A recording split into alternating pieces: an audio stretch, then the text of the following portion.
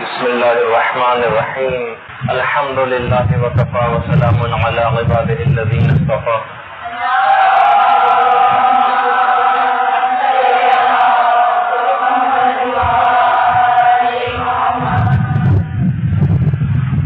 موت اور اس کی تمام تر تفصیلات آپ کی خدمت میں مرحلے وار پیش کی جاتی رہیں گی. آج اس موضوع پر ہم تھوڑا سا گفتگو کو آگے بڑھائیں گے. فارسی کا ایک شعر ہے کہ روزانہ بھیڑیا آتا ہے اور بھیڑوں کے گلے میں سے ایک ایک بھیڑ کو روزانہ لے جاتا ہے، لیکن ان بے وقوف بھیڑوں کو دیکھو کہ کتنے اطمینان سے گھاس کو کھانے میں مصروف ہیں. یاکلون کما تاکل الانعام. قرآن کی قائد بھی ہے اس قسم کے لوگوں کے سلسلے میں جو بالکل غافل ہیں اپنی موت سے. یاکلون کما تاکل الانعام، کہ اس طریقے سے اتنی بے فکری کے ساتھ کھاتے ہیں، کما تاکل الانعام جس طریقے سے جانور کھایا کرتے ہیں. والنار مثوی لہم، اور ایسے افراد کا ٹھکانہ یقیناً جہنم. تو اس سے آپ اندازہ لگائیں کہ بالکل انتہائی غفلت میں انسان اپنی زندگی کو گزارے کہ اس کے لیے کتنی خطرناک بات ہے کہ قرآن نے اس میں جہنم کی خبر دی. میں روح یار کا مشتاق ہو کے آیا تھا، تیرے جمال کا شیدا تو ہے نقاب نہ تھا. کسی شاعر نے اس سلسلے میں کہا ہے کہ میں تو چہرے کو دیکھنے کے لیے آیا تھا، میں اس نقاب پر عاشق ہونے کے لیے تھوڑی آیا تھا. تو پروردگار نے اس دنیا میں ہمیں اپنی اطاعت کے لیے، اپنی عبادت کے لیے بھیجا تھا. ہمیں نافرمانیوں میں اور دنیا سے محبت میں گرفتار ہونے کے لیے تھوڑی بھیجا تھا. لیکن ہم آ کر یہاں پر اپنے اس مقصد کو بھول گئے، اطاعت پروردگار کے اس مقصد کو بھول گئے اور دل پر کچھ ایسے غفلت کے پردے چڑھا لیے کہ جو ایک بہت ہی حقیر چیز جو تھی خدا اور ائمہ اور معصومین کی نگاہ میں اس کو ہم نے اپنا مقصد بنا لیا. ہمیشہ دیکھیے کبھی بھی آپ کو اس جگہ پر نہیں رہنا. آج کل لائٹ چلی جاتی، پیغمبر اسلام کے دور میں بھی ایسا ہوتا تھا کہ بہت تیز ہوا چلتی تھی اور چراغ گل ہو جاتا تھا. پیغمبر کا ایک طریقہ کار تھا کہ کبھی بھی ایسا ہوتا تھا اور لائٹ جاتی تھی، چراغ گل ہو جاتا تھا، تو پیغمبر فوراً ایک جملہ کہتے تھے، انا للہ و انا الیہ راجعون. بے شک ہم خدائی کی طرف سے آئے ہیں اور اسی کی طرف واپس لوٹ کر جانا. پیغمبر اسلام کے کہنے کا مقصد یہ ہوتا تھا کہ یہ تھوڑا سا جو پیریڈ ہے یہ بھی گزر ہی جائے گا. جس طریقے سے آپ کو اطمینان ہوتا ہے کہ ابھی لائٹ گئی ہے، کچھ دیر میں لائٹ آ ہی جائے گی. تو بہرحال یہ ایک ایسی چیز ہے کہ چاہے مشکلات ہو یا آسانیاں، اس پیریڈ کو بہرحال گزر ہی جانا. دیکھیے اب شعر میں نے اس سے پہلے پڑھا، ایک اور یاد آ گیا، لیکن ہے بہرحال یہ ایسا ہی کہ اگر ہم ویسے اس لحاظ سے اگر اس کو دیکھیں کہ دنیا میں جتنی بھی خوشیوں کا جو پیریڈ ہے کہ اتنا کم ہے کہ جس کی کوئی انتہا نہیں. یہاں صرف غم، تکالیف، آلام اور پریشانیاں. جیسے کہ آپ گفتگو آگے چلے گی تو اس کے اندر آپ دیکھیں گی کہ یہ صرف اور صرف مرنے کے بعد ہی ان سے چھٹکارا مل سکتا. جہاں میں عرصہ عشرت سے سوا دہچن ہے غم کا، جو ہو دن عید کا تو اشارہ ہے محرم کا. شاعر کہہ رہا ہے کہ دنیا کے اندر خوشی اور غمی کا جو تناسب ہے نا وہ 1:10 کا ہے. اگر ایک دن روز عید ہے تو محرم کے 10 روز. تو بہرحال یہ وقت کسی نہ کسی طریقے سے گزر ہی جائے گا، یہ وقت پاس ہو ہی جائے گا. مشکلات ہوں یا پریشانیاں، اس وقت کو ختم ہو ہی جانا ہے. اور اس کے بعد پھر ایک ابد الآباد والی ایک ایسی زندگی جو ہمیشہ جاری و ساری رہے گی. ہمارے ایک بہت ہی مشہور عالم گزرے ہیں شیخ مرتضی انصاری. شیخ مرتضی انصاری، ان کے ایک شاگرد نے ایک دفعہ ان کی ایک دعوت کی. اچھا وہاں پہ طریقہ کار یہ تھا، عربوں میں بھی ایسا ہوتا ہے کہ گوشت کا الگ ہوتا ہے، اس کا سالن الگ ہوتا ہے، اور بعض اوقات بوٹیاں الگ ہوتی ہیں، سالن الگ ہوتا ہے. تو وہ لے کر آئے سالن ان کے ایک شاگرد شیخ انصاری کو دینے کے لیے. جیسے ہی دینے کے لیے آگے بڑھے، ایک دم سے وہ سالن ہاتھ سے گرا اور پورا سالن زمین پہ بہ گیا. اتنی سخت شرمندگی اس طالب علم کو، لیکن فوراً ہی شیخ انصاری اس کو بھاپ گئے اور پانی کا گلاس اٹھایا اور اپنی پلیٹ کے اندر ان بوٹیوں کے اندر پانی مکس کر لیا اور روٹی کے ساتھ خوب مزے لے کے کھایا اور کہا کہ کوئی فکر اور پریشانی کی بات نہیں، پیٹ اس سے بھی بھر جائے گا۔ تو بہرحال وہ مقصد ابھی تک کہنے کا یہ تھا کہ اس وقت کو بہرحال پاس ہو ہی جانا ہے، جس قدر بھی ممکن ہو، جس قدر بھی ممکن ہو۔ علماء کا کہنا یہ ہے کہ جتنا رونا ہو آپ کو، آپ اس دنیا ہی کے اندر اپنے اوپر رو لیں، جس قدر رونا ہو آپ اس دنیا میں خود ہی رو لیں، کوئی دوسرا آپ کے اوپر ہرگز نہیں روئے گا۔ آپ کے شوہر اس وجہ سے روئیں گے کہ گھر میں کام کرنے والی تھی اور ایک اس کے ساتھ زندگی گزر رہی تھی، وہ اس دنیا سے چلی گئی۔ بچے اس وجہ سے روئیں گے کہ ہمارے گھریلو امور کی نگرانی کرنے والا کون ہوگا۔ ہر شخص اپنے مفادات پر روئے گا۔ کبھی آج تک ہم نے کوئی رونے والے میت پہ ایسے نہیں دیکھے کہ جو اس بات پہ رو رہے ہوں کہ نہ جانے ہمارا چاہنے والا جس سے ہمیں محبت تھی یہ جو قبر کے اندر گیا ہے تو نہ جانے نکیرین کے سوالات کی اس نے کیا جوابات دیے ہوں گے، قبر کی یہ پہلی رات اس پر کس طرح سے گزری ہوگی، اس کے لیے ہم کون کون سی ایسی چیزیں انجام دیں کہ یہ ان تمام چیزوں سے بچ جائے۔ ہر شخص کچھ اپنے مفادات کے تحت رو رہا ہوتا ہے، آپ کے لیے کبھی کوئی نہیں روئے گا۔ تو یہ بات یاد رکھ لیجئے، علماء کا کہنا ہے کہ جتنا رونا ہو اپنے حال پر اس دنیا ہی کے اندر رو لیجئے۔ جب یہ مولا امیر المومنین علی ابن ابی طالب علیہ السلام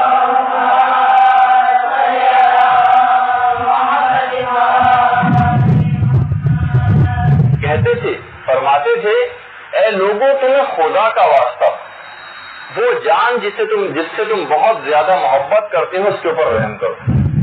یعنی مولا کا یہ فرمان آپ خود سوچیے۔ تو سارے باتوں کے کہنے کا مقصد یہ ہوا کہ آخرت کے سلسلے میں ہمارا دل نرم نہیں، ہم قساوت قلبی کا شکار ہیں، ہمارے دل بہت زیادہ سخت ہو گئے، ہمارے دل بہت زیادہ سخت ہو گئے۔ قرآن کی وہ آیت جو سورہ حدید کی آیت بھی ہے کہ کیا ابھی بھی صاحبان ایمان پر وہ وقت نہیں آیا کہ ان کے دل خدا کی آیات سن کر نرم پڑ جائیں۔ یہ بات یاد رکھ لیجئے کہ اس کی ایک بہت بڑی وجہ، ہمیں معلوم ہے کہ ہمارے ان گناہوں کے ساتھ ہمارا کیا انجام ہونے والا ہے، لیکن اس کے باوجود بھی کوئی شخص بھی گناہ کو ترک کرنے کے اوپر تیار نہیں۔ تو یہ سختی ہمارے دل میں اپنے لیے بھی ایک سنگدلی کیسے پیدا ہوئی؟ ایک سنگدلی ہے نا، یہ قساوت قلبی ہے، ہمیں پتہ ہے کہ اس کا یہ انجام نکلنے والا ہے ان گناہوں کا، لیکن پھر بھی ہم اپنے آپ کو اس سے نہیں بچا پا رہے، اور اس وجہ اس کی صرف یہ ہے کہ ہم خود اپنے لیے سخت دلی کا شکار ہو گئے۔ یہ بات یاد رکھ لیجئے کہ پیدائشی طور پر کوئی بھی سنگ دل نہیں ہوتا۔ فطرت اللہ التی فطر الناس علیہا ولا تبدیل لخلق اللہ، خدا کی فطرت ہے جس سے اس نے انسانوں کو پیدا کیا۔ یہ تو بات کہ ہمارے عوامل اور ہمارے اعمال اور ہمارا کیا دھرا جو ہوتا ہے یہ ہم کو سنگ دل بناتا ہے۔ تو وہ ابتدائی جملے جو ہم ہر نشست سے پہلے کچھ نہ کچھ مفید باتیں عرض کرنے کی کوشش کریں گے اپنی اس گفتگو پہ جو براہ راست موت سے متعلق ہے جانے سے پہلے، ان کے اندر آج کا ہمارا یہ جو عنوان ہوگا وہ یہ ہے کہ اس تنگدلی کے اسباب کیا ہیں، یہ آخر یہ قساوت قلبی ہمارے اندر پیدا کیسے ہوئی کہ تمام تر چیزوں کا انجام سے واقفیت رکھنے کے باوجود ہم اپنے آپ کو اسی ہلاکت کے اندر ڈال رہے ہیں اور پرواہ نہیں کر رہے۔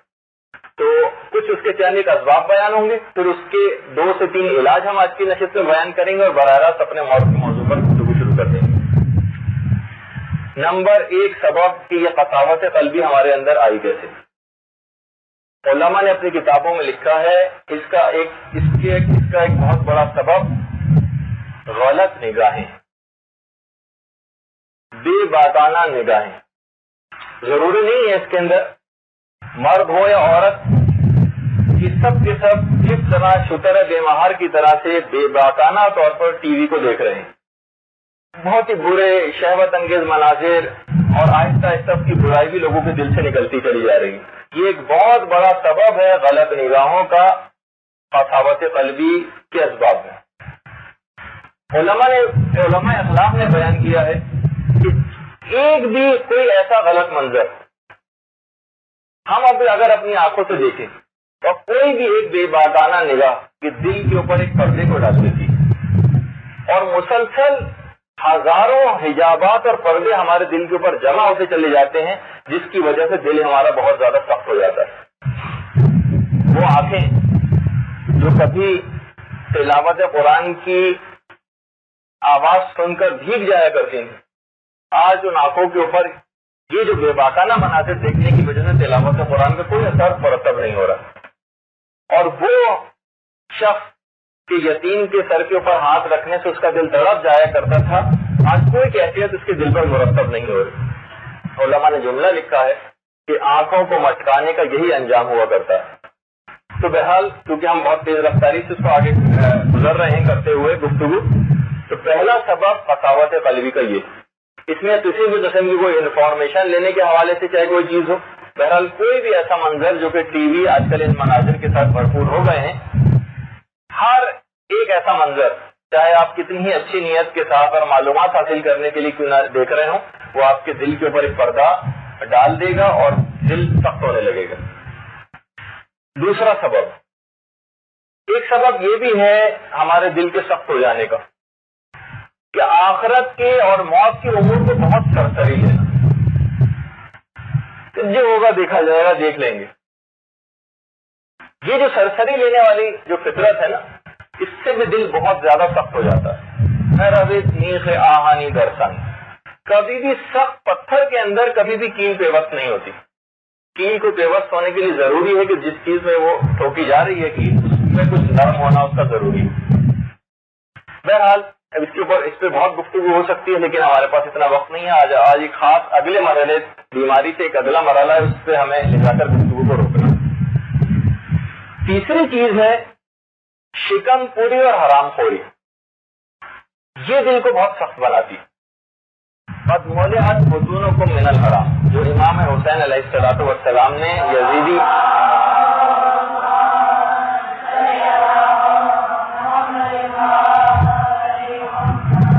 یزیدی فوج سے امام نے یہی جملہ ارشاد فرمایا تھا کہ میری باتیں تم پر اثر اس وجہ سے نہیں کر رہی کیونکہ تمہارے پیٹ حرام سے بھرے ہوئے۔ شہید دست غیب شیرازی نے امام کے جملے کو یوں ادا کیا ہے کہ میرے جملے تم پر یوں اثر نہیں کر رہے ہیں کیونکہ تمہارے پیٹ حرام کھانوں سے بھرے ہوئے۔ تو بہرحال اس کی بہت بڑی وجہ انسان اپنے مال کو چیک کرتا رہے مسلسل کہ اس کے اندر کوئی حرام کی آمیزش نہ ہونے پائے، یہ بھی بہت بڑی وجہ ہے کہ دل سخت ہو جاتا ہے، حتیٰ کہ دوسروں کے لیے نہیں بلکہ اپنے لیے بھی سخت ہو جاتا ہے۔ نمبر 4، ہر گناہ دل کو سخت بناتا ہے۔ شہید دست غیب شیرازی فرماتے ہیں کہ سرے بازار اپنے حسن کی نمائش کرنے والی عورتیں یہ اس طریقے سے لوگوں کو بھی گناہ میں مبتلا کرتی ہیں اور اپنے آپ کو بہت زیادہ آرائش کر کے باہر نکلنا، خود بھی گناہوں میں مبتلا ہوتی ہیں، دوسروں کو بھی گناہوں میں مبتلا کرتی ہیں۔ ہر گناہ جو بھی اس انداز کا ہو کہ اگر آپ نے اس سلسلے میں بھی احتیاط نہ کی، چاہے اس کے اندر آفیسز یا اسکول اور کالجز میں جانے والی خواتین ہوں یا مدرسے میں آنے والی خواتین، ان مسائل کو تفصیل سے آپ کی خدمت میں پیش بھی کیا جا چکا ہے۔ تو بہرحال یہ بھی جتنے بھی گناہ اس انداز سے ہوتے جائیں گے، ہر گناہ دل پر ایک پردہ ڈالے گا اور دل سخت ہوتا چلا جائے گا۔ روایت میں ملتا ہے کہ امام حسین علیہ السلام نے شب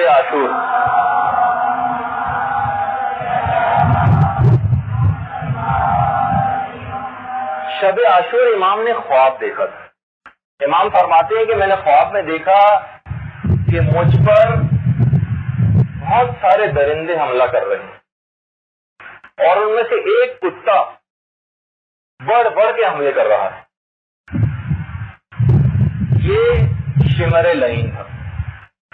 امام اس گناہگار و بدکار کی حقیقی اور معنوی شکل دیکھ رہے تھے۔ تو یہ بھی ہمارے گفتگو میں آگے چل کر آئے گا کہ جتنے بھی گناہ ہیں ان کی ایک معنوی شکل بھی بنتی، ان کی ایک شکل بنے گی جو کہ اس دنیا کے اندر بھی دیکھی جا سکتی، لیکن بہرحال تو ہر گناہ دل کو سخت کرتا ہے۔ انسان اپنے آپ کو ہر گناہ سے بچائے کیونکہ یہ بھی قساوت قلبی پیدا کرنے کے اسباب میں سے۔ 5ویں چیز دیرینہ خواہشات، یہ دل کو بہت سخت بناتی ہے۔ حدیث میں ہے کہ دنیاوی خواہشات کو طول نہ دو کیونکہ دنیاوی خواہشات کو طول دینا یہ دل کو سخت بنا دیتا ہے۔ جب دل میں ہر وقت ہر وقت فقط اور فقط دنیا کی باتیں، لمبی لمبی امیدیں، اب یہ کر لیں، اب وہ کر لیں، اب فلاں چیز کر لیں، وہ 10 سالہ منصوبہ، وہ 20 سالہ منصوبہ، یہ سارے کے سارے جو ہم دلوں کے اندر اپنے بناتے رہتے ہیں، جب مسلسل دل اس طرف لگا رہے گا دنیا کی طرف، تو آخرت سے غفلت ہو جائے گی اور بالآخر اس کی طرف سے دل سخت ہونے لگے گا۔ یہ بات یاد رکھ لیجئے کہ دنیا کی ان خواہشات کا سلسلہ کبھی بھی ختم نہیں ہوگا۔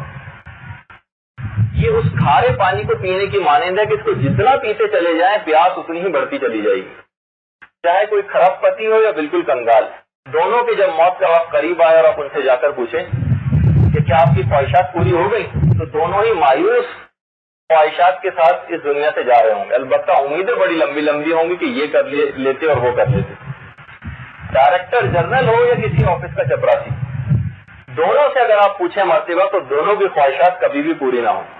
دیکھیے پیغمبر اسلام کی سیرت میں ملتا ہے کہ ایک دفعہ پیغمبر اسلام کسی جگہ سے گزر رہے تھے تو دیکھا کہ ایک راہب ہے جو غار کے اندر بیٹھا ہوا۔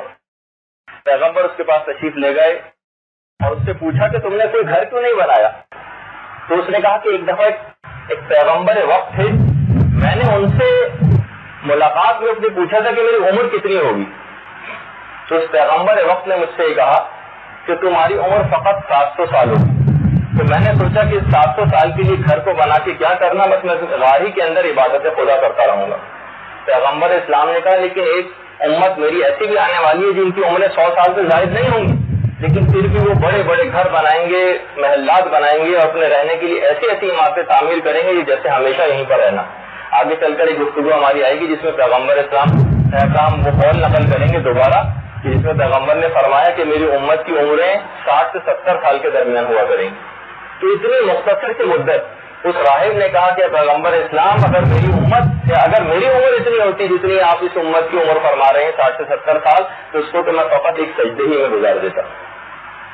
تو یہ دنیاوی خواہشات، آگے چل کر میں اس کا بھی ایک تذکرہ کرنے والا ہوں جو کہ علماء نے لکھا ہے کہ یہ جو لمبی لمبی دراز امیدیں ہیں اس کے اندر یہ کریڈٹ کارڈ لینا بھی شامل ہو جاتا ہے۔ یعنی میں جو اپنے الفاظ میں اس کو بیان کروں گا، آئمہ کی سیرت سے اس بات کو میں واضح کروں گا کہ یہ سب کچھ لینا، اپنے آپ کو قسطوں کے اوپر چیزیں لینا، یہ اپنے آپ کو اتنی مصیبت میں ڈالنے کے مترادف ہے۔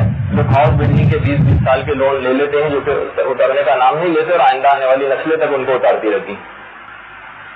اور خالی یہی نہیں، پیغمبر اسلام کی زندگی میں اس کی مثالیں۔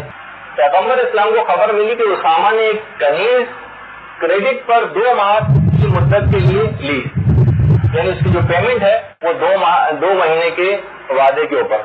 پیغمبر اسلام کو جب یہ بات پتہ چلی تو پیغمبر اسلام نے اسامہ کے لیے فرمایا اسامہ طول عمل رکھتا ہے۔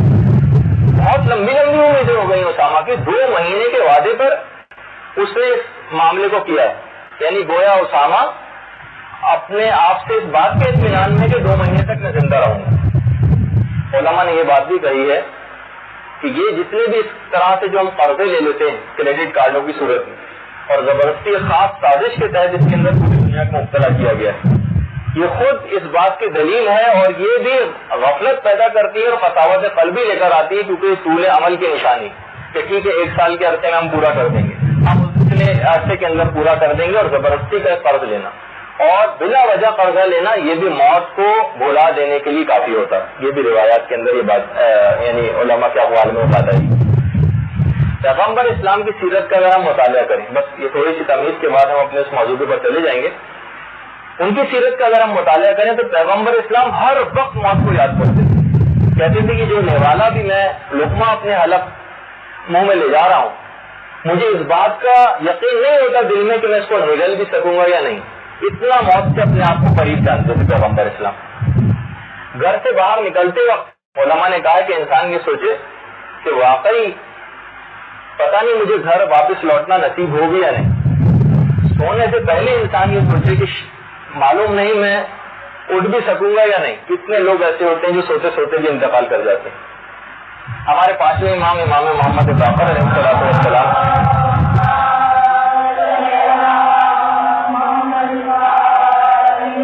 کے پاس ایک شخص آیا، کہا مولا مجھے رقم کی بڑی شدید ضرورت ہے، میری کچھ امداد کرے۔ امام نے کہا صاحب میرے پاس کوئی نقد رقم تو نہیں ہے، البتہ میرے پاس ایک مال ہے جو جب بک جائے گا تو میں تم کو پیسے دے دوں گا۔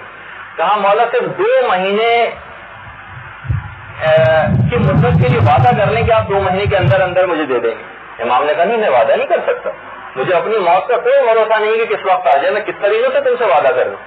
تو اس قسم کے کوئی بھی وعدے کرنا یہ بھی اس کے اندر آتا ہے. اور جتنی انسان کی امیدیں دراز ہوتی چلی جائیں تو پھر وہ اس کی سوچ ہمارے ساتھ کی سوچ کی طرح سے ہو جاتی. وہ کہتا تھا کہ اگر میں حسین کو قتل کر دوں گا اور جہنم میں جانے کا حقدار ہو بھی جاؤں گا تو کیا ہوا، میں توبہ کر لوں گا، ابھی تو رہ کی حکومت مجھے مل جائے گی نا. اور پھر تاریخ نے دیکھا کہ واصل جہنم کیا اور رہ کی حکومت بھی نہ ملی. بڑی لمبی لمبی امیدیں اور بڑے پلان بنائے بیٹھا تھا ہمارے ساتھ. تو بہرحال اسی طریقے سے اگر ہم نے بھی اتنی لمبی امیدیں اور 15-15 20-20 سال کے پلان اور اس کے اوپر آمد درآمد اور قرضوں کی واپسی اس جھنجٹ کے اندر اپنے آپ کو ڈالا تو یہ اس دنیا کے اندر ہی آپ کو اس قدر مشغول کر دیں گی یہ چیزیں کہ آخرت کو بھلا دیں گی اور دل سخت ہونے لگے گا. تو یہ طول عمل بہت دراز امیدیں پیدا کرنا یہ خود بھی موت کو بھلا دینے کے لیے کافی ہوتا ہے. چھٹی چیز جو علماء نے سلسلے میں بیان کی وہ ہے حد سے زیادہ کھانا، حد سے زیادہ سونا اور حد سے زیادہ باتیں کرنا. یہ بھی قساوت قلبی کو پیدا کرتا ہے. حد سے زیادہ کھانا سونا قساوت قلبی کو پیدا کرتا ہے اور حد سے زیادہ باتیں کرنا. یہ بھی آپ اس پہ بھی اعتدال رکھنے کی ضرورت ہے کہ یہ بھی دل کو سخت کرنے والی چیز ہے. جب حد سے زیادہ باتیں کریں گی تو باتیں کیا ہوں گی اس کے اندر، وہی دنیا کی باتیں، اور پھر یہ کہ وہ غفلت کے پردے دل کے اوپر ڈالتی چلی جاتی ہیں. کھانے پینے کی چیزوں کے اندر جو قساوت قلبی پیدا کرنے والی چیز ہے اس میں گوشت کا بہت زیادہ استعمال ہے. گوشت کا اگر بہت زیادہ استعمال جو کہ آج کل بہت رائج ہو گیا ہے یہ بھی قساوت قلبی پیدا کرتا ہے. اور یہ بھی ایک دفعہ میں نے آپ کی خدمت میں عرض کیا تھا کہ جس حیوان کا گوشت کھایا جائے گا زیادہ اس کی ہی خصوصیات پیدا ہوتی چلی جائیں گی. جیسے کہ آج کل میں نے پہلے بتایا تھا کہ مرغی کھانے کا بہت رواج ہے.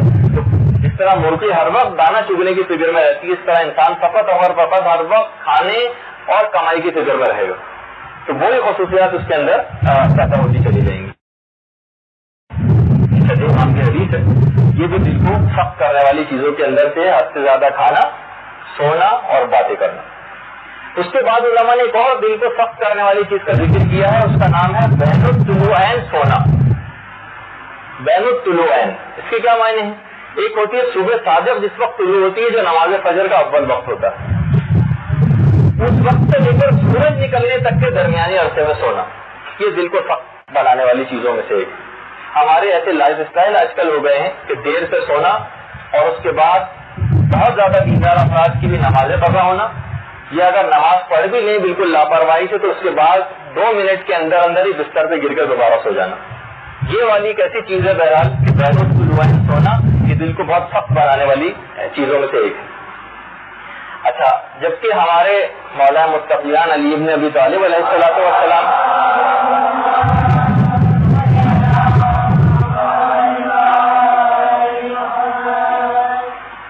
امام کا ایک طریقہ کار تھا، بلکہ وہ ملتی ہی ہے نا روایت، 19 رمضان کی صبح کو جب چلے تھے نماز کے لیے تو اس وقت آسمان کی طرف نگاہ اٹھائی تھی اور فجر کا اول وقت امام نے آسمان کی طرف نگاہ اٹھائی اور کہا بس صبح اذا تنفس، اے صبح گواہ رہنا کہ ایسا کبھی نہیں ہوا کہ طلوع ہوئی ہو اور علی اس وقت سو رہا ہو، کبھی ایسا نہیں ہوا. تو کچھ نہ کچھ رمق تو مولا کے ماننے والوں کی ان کے کردار میں ہونی چاہیے نا. تو بہرحال ایک چیز یہ بھی اب اتنا وقت نہیں ان پہ گفتگو کی جائے، اور اس کے اندر ایک اور دل کو سخت کرنے والی چیزوں کے اندر سے ایک ہے، اور ہو سکتا ہے کہ آپ میں سے بہت سے لوگوں کو برا بھی لگے، لیکن یہ بھی روایت میں اس کا تذکرہ آیا ہے، عورتوں کی صحبت میں بیٹھنا. اچھا، یہ دیندار عورتوں کے لیے بھی کہ جب عورتیں بیٹھتی ہیں کسی بھی جگہ پہ تو اس وقت جو حرام چغل خوریاں اور ایک دوسرے کے خلاف جو باتیں ہو رہی ہوتی ہیں اس کے اندر بہرحال یعنی خاص طور پر روایت میں عورتوں کا تذکرہ آیا، ان کی صحبت میں بیٹھنے سے بھی دل سخت ہوتا ہے، کیونکہ وہ ہر وقت فقط اور فقط دنیا کی باتیں زیادہ کیا کرتی ہیں، سوائے اس کی کہ وہ ایسی دیدار عورتیں ہو جائیں جو آخرت کی باتوں کو ایسی محفلوں کے اندر اگر بیٹھ کے بیان کریں تو کیا ہی کہنا. اس کے بعد علماء نے ایک چیز اور بھی لکھی ہے، مال و ثروت کے پیچھے بہت سے زیادہ بھاگنا، کیونکہ مال کی کثرت یہ بھی آخرت کے خوف کو دل سے نکال دیتی. بلکہ روایت میں تو یہاں تک بات آئی ہے کہ جو شخص بھی دنوں رات مال کو جمع کرنے کی فکر میں لگا رہے، قیامت کے دن وہ یہود و نصارہ کے ساتھ مشہور ہو۔ پیغمبر اسلام نے ایک بہت ہی عجیب یعنی ڈرا دینے والی بات ابو ذر سے کہی، اے ابو ذر، میری امت کے تمام مالدار اور غنی افراد ہلاکت میں، سوائے ان مالداروں کے کہ جو دائیں بائیں آگے پیچھے انفاق کرتے ہیں، صرف وہ نجات پائیں گے، باقی تمام غنی اور مالدار لوگ ہلاک ہو جائیں گے۔ تو بہرحال قارون کی بربادی کا سبب بھی یہی دولت بنی تھی، اور ہم کبھی موقع ملا تو کریں گے بھی کہ کیونکہ بہت سے لوگوں کے پاس ابھی دولت نہیں آئی تو سوچتے ہیں کہ بھائی ہم تو اس سے مستغنی ہیں ابھی، اور ہمارے اوپر تو ایسا وقت نہیں آیا۔ آج ہی کسی کا آج کے روز 50 کروڑ کا انعام مثلا نکل آئے، یقین جانیے میں دعوے کے ساتھ کہتا ہوں کہ اگلے دن سے وہ خاتون مدرسے آنا بند کر دیں گے، سب سے پہلے تو کام یہ ہوگا، اور فوری طور پر یہاں سے باہر نکلنے کی فکر سوار ہو جائے گی، اور بہرحال سب سے پہلا حملہ آپ کے دین کے اوپر ہی ہوگا۔ اور ہو سکتا ہے کہ شروع میں آپ بہت اپنے آپ کو مطمئن کرنے کی کوشش کریں کہ باہر رہ کے بھی تو انسان مثلاً اپنے آپ کو بتا سکتا ہے، لیکن یہ شیطانی پھندے ہوں گے کہ جس میں انسان گرفتار ہو جاتا ہے۔ اور آخری چیز بس اس پہ ہم بات کر کے اور قساوت قلبی پیدا کرنے والی چیزوں کے اسباب میں اس کے بعد اپنے موضوع پر آ جائیں گے، وہ یہ ہے علماء نے بیان کیا کہ 4 دنوں سے زیادہ افطار کرنا، یعنی 4 دن مسلسل ایسے گزر جائیں جس میں آپ نے روزہ نہ رکھا ہو، یہ دل کو سخت کرنے والی چیز ہونا چاہیے۔ یعنی جب بھی ہر ایک ہفتے کے اندر 2 دن روزہ رکھنا بہت ریکمینڈیڈ ہے، پیر اور جمعرات خاص طور پر، یعنی 4 مسلسل دن ایسے گزر جائیں جس میں آپ نے روزہ نہ رکھا، تو یہ بھی دل کو سخت بنانے والی چیزوں میں سے مسلسل 4 روز سے زائد افطار کرنا۔ اچھا بس اس کے اندر ایک بات اور بیان کیجیے کر دی جائے، ورنہ پھر یہ ہوگا کہ مساوت قلبی تو ہمارے اندر پیدا ہوگی، اس کو نکالیں کس طریقے سے؟ تو نکالنے کے بھی اس کے بہت سارے طریقے ہیں۔ نکالنے کے طریقوں کے اندر سے علماء نے دل کو نرم بنانے والی جو چیز ہے اس کے اندر سے ایک چیز ہے موت کی یاد۔ یہ ایک ایسی چیز ہے کہ جو بہت زیادہ دل کو نرم بناتی، موت کی یاد۔ اچھا اتنا میں بات اور بتا دوں، علماء کا کہنا یہ ہے کہ موت کی یاد سے ڈریں بالکل بھی نہیں۔ موت کی یاد کرنے سے، موت کو یاد کرنے سے موت جلدی نہیں آتی بلکہ اور دیر سے آتی۔ آپ نے شاید اس سے پہلے شاید ہی ایسی بات سنی، موت کو یاد کرنے سے موت میں ہمیشہ تاخیر ہوتی، کبھی بھی موت جلدی نہیں آئے گی۔ جبھی موت کی یاد کے سلسلے میں بات بیان کی جاتی ہے کہ کفن کو اپنے آمادہ رکھنا، اپنا کفن تیار رکھنا، یہ موت کی یاد کے سلسلے میں جو پوائنٹ ہیں جو علماء نے بتائے، موت کو یاد کرنے کے لیے اپنے کفن کو آمادہ رکھنا، اور وہ چیزیں جو اپنا عمر کو، جو آپ کی عمر کو بڑھاتی ہیں ان میں سے کفن آمادہ رکھنا بھی شامل ہے۔ تو آپ کر رہی ہیں موت کی یاد، لیکن یہ اس سے آپ کی عمر طویل ہوگی۔ اور شہید دستے غیب شیرازی نے تو یہاں تک اس سلسلے میں بیان کیا ہے کہ انسان 24 گھنٹے میں کم سے کم 1 مرتبہ ضرور اپنا کفن نکال کر دیکھے، اور اس وقت بھی کفن نکالے تو یہ جملہ کہے کہ پروردگار اس کفن کو میرے لیے مبارک قرار دینا۔ یہ موت کی یاد دماغ میں اس سے آتی ہے اور اس سے دل نرم ہو جاتا ہے انسان۔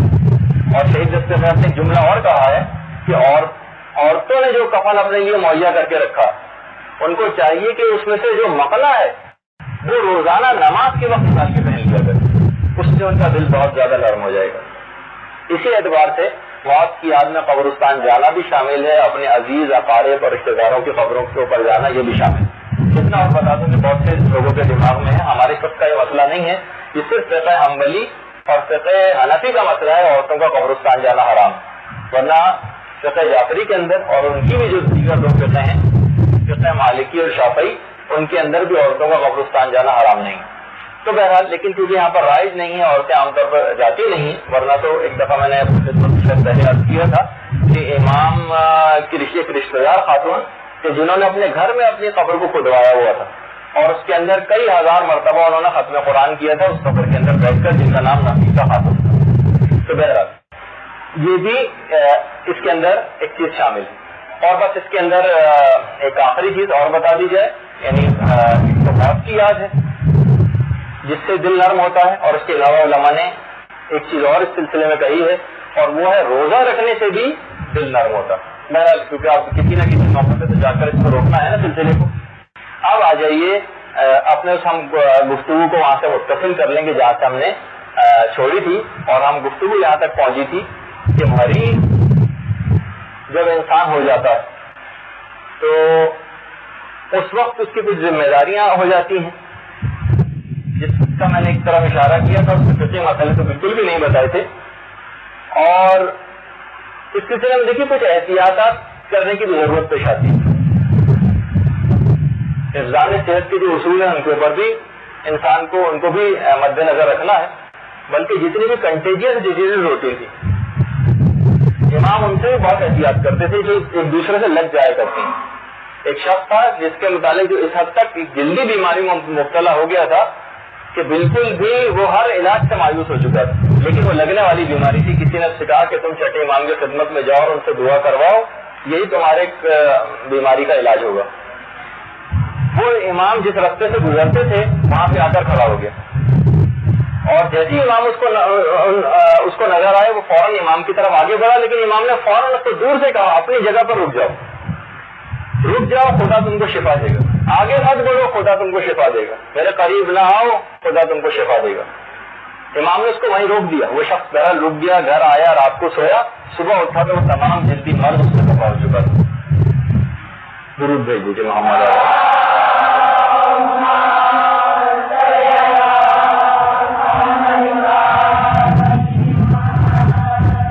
اگرچہ مجھے مریض کے مستحبات وغیرہ بیان کرنا تھے، اور بلکہ اگر چاہیں تو میں صرف 5 منٹ کا وقت لوں گا، پرانا گروپ جو سن چکا ہے ان کو تھوڑی سی زحمت ہوگی، لیکن نئے آنے والے افراد کو ایک اندازہ ہو جائے کہ جب بھی انسان مریض ہوتا ہے تو اس پہ کچھ مستحبات آ جاتے ہیں، اور جو اس کی عیادت کرنے والے لوگ ہوتے ہیں ان کے اوپر بھی کچھ مستحبات آ جاتے ہیں۔ ان مستحبات کو بیان کرنے کے بعد پھر ہم فوراً ہی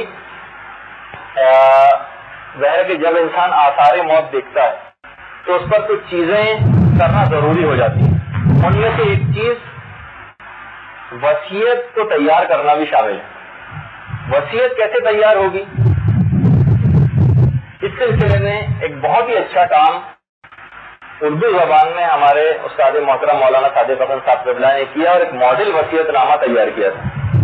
اس کی ایک کاپی آج بھی میرے پاس میرے سامنے موجود ہے اور میرے ہاتھ میں ہے۔ البتہ یہ صرف ایک ہی کاپی ہے، اس کی میں کوشش کروں گا کہ ایک کاپی بنوا کے آپ لوگوں کو دے دی جائے تاکہ اس سے پھر آپ مزید کاپیاں بنوا لیں۔ یہ ایک مکمل وصیت نامہ ہے، اور واقعی اردو زبان میں اس سے اچھا ابھی تک ہماری نگاہ سے کوئی نہیں گزرا۔ البتہ ایک آدھ وصیت نامہ اردو زبان میں اور بھی، فارسی میں تو خیر بہت سے وصیت نامے ہیں، لیکن اس سے اچھا کوئی وصیت نامہ جس میں ہر ہمارے اعتبار سے تمام امور کا خیال کیا گیا ہو، ایسا کوئی اب تک نہیں گزرا۔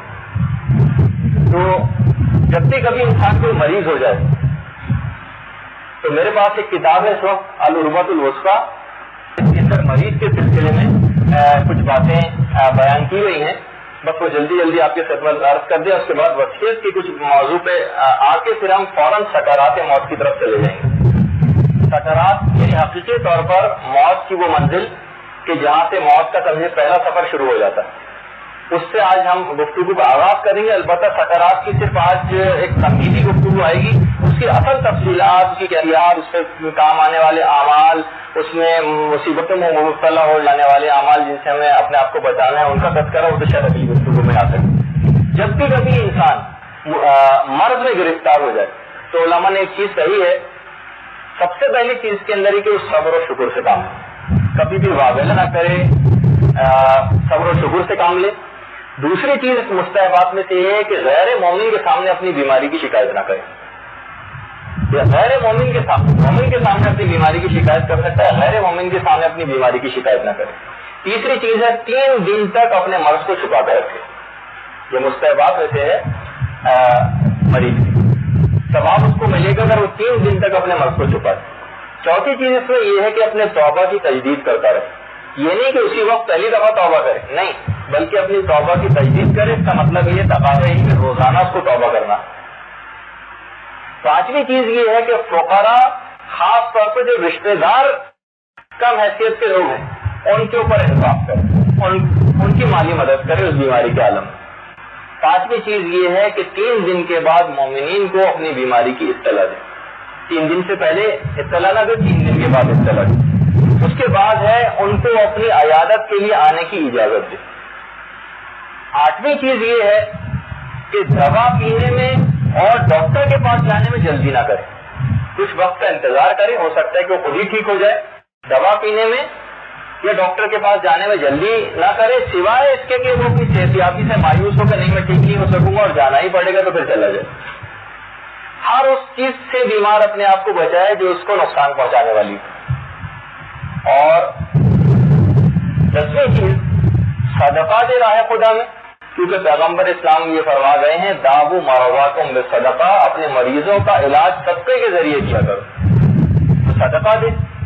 اور اس کے اوپر جو ہماری گفتگو جب اپنے موقع پر آئے گی تو بڑی تفصیل اس کے اندر آئے گی کہ مومنین کے سامنے جو بھی عیادت کرنے والے لوگ آ رہے ہیں ان کے سامنے توحید کا، نبوت کا، امامت کا، قیامت کا اور تمام عقائد حقہ کا اظہار کرے۔ یہ مستحبات میں سے اور اس کا خاص ثواب اور فائدہ ہے جو کہ اپنی گفتگو میں جب ہم حالت اعتذار کی کیفیت بیان کریں گے اس وقت آئے گا۔ اتنا اور بتا دوں کہ حالت اعتذار میں آپ کی عقل مکمل طور پر کامل ہوگی، یعنی آپ اس وقت آپ کے اوپر اپنے اوپر بھی کچھ واجبات ہوں گے جن کا آپ کو خیال کرنا ہے۔ یہ نہیں کہ ہماری طبیعت بہت خراب ہو رہی ہوگی، ہم مرنے والے ہوں گے تو سب چیزیں ثابت ہو چکی ہوں گی، نہیں، اس وقت بھی ہم مکلف ہوں گے اور کچھ امور اس وقت بھی انجام دینے واجب جو کہ اپنے مقام پر ہم بیان کریں گے۔ اور 12ویں چیز اس سلسلے میں یہ ہے کہ اگر کسی کے بچے ہوں اور وہ چھوٹے ہوں تو ان کے لیے کسی امین شخص کو نگران مقرر کرنا یہ اس کے لیے ضروری ہے۔ اور 13ویں چیز یہ ہے کہ اپنے مال میں سے 1/3 حصے کی وصیت کر کے جانا یہ بھی مستحب ہے۔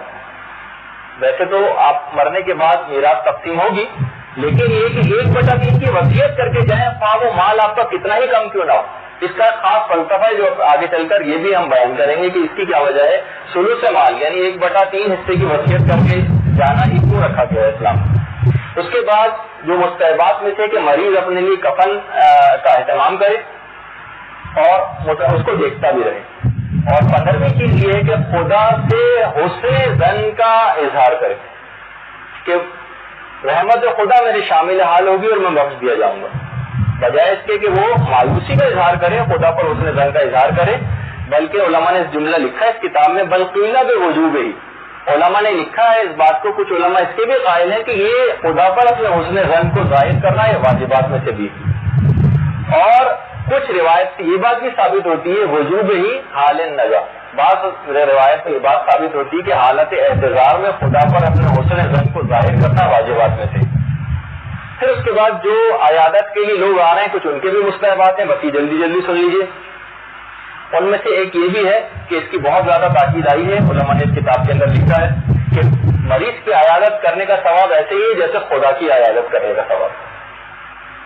اور اس کی جو آداب ہے اس کے اندر سے یہ ہے کہ جب بھی کسی مریض کی عیادت کے لیے آپ جائیں، لا یطیل الجلوس، کہ زیادہ دیر اس کے پاس نہ بیٹھیں، سوائے اس کے کہ مریض خود تقاضا کرے کہ آپ میرے پاس زیادہ دیر بیٹھیں۔ جب بھی کبھی مریض کے پاس جائیں اس کے ہاتھ پہ ہاتھ رکھ کے بیٹھیں یا اس کے سر پہ ہاتھ رکھ کے بیٹھیں۔ اور ہاتھ پہ ہاتھ رکھ کے بیٹھنا یا سر پہ ہاتھ رکھ کے بیٹھنا اس وقت کوشش یہ کریں کہ زیر لب سورہ فاتحہ پڑھیں۔ زیر لب میں نے خود سے کہا، یہ مسائل کے اندر نہیں ہے، کیونکہ ہو سکتا ہے کہ جو اور گھر میں افراد ہوں وہ سوچ رہے ہوں گے کہ شاید آپ نعوذ باللہ مرنے کی اس کے لیے کوئی آپ سورہ فاتحہ کے اس پر پڑھ لیں۔ زیر لب پڑھنا، آج کل ویسے بھی عربی آج کل کہا جاتا ہے کہ بھائی اگر کوئی جہاز کے اندر بھی کوئی جا رہا ہو خاص طور پر غیر ملکی ایئر لائن میں اور کوئی دعا عربی کے اندر پڑھنے لگے گا تو ہو سکتا ہے کہ جہاز کو فوراً گرام کر دیا جائے کہ کہیں خود کا حملہ آور تو نہیں گئی تو اس سے پہلے دعائیں پڑھ رہا ہے۔